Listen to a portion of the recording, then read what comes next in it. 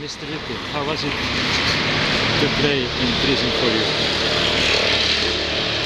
It was a fantastic performance experience. Just wonderful, intensive, educative audience that challenge you with their attention. Do you feel a difference in attention between a normal audience and an audience like this? Yeah, and I tend to, when I play, I close my eyes. I try to detach, but in this case it was quite difficult. I had a feeling that I'm in the audience in a way.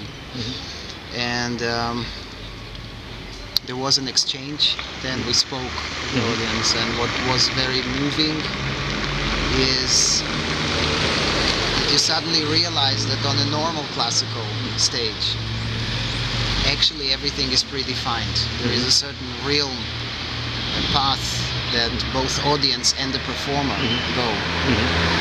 You sort of tend to forget about it. You think that only you are dressing up and going through a specific door on a specific spot on stage and perform, but the audience do the same. And the dissonances, the contradictions in this experience. On one hand, people saying that it's the first time they heard a live performance, acoustic performance, classical performance as they called it. On the other hand, you have an immediate conviction that this person who looks at you has an experience you don't have. Many times you go on stage and you know there are 3,000 people there, but somehow you arrogantly know you would not learn from them something categorically different from your experience. You might be right or wrong, but that is your experience on stage of the concert situation. And here, in a crazy way, it makes you humble. You sit in front of people who give you a feeling that they experienced something you didn't.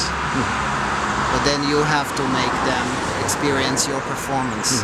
And immediately there is a dialogue situation. And even on the surface, just questions that they ask and things that they said after I played directly. Why is all the music you play melancholic?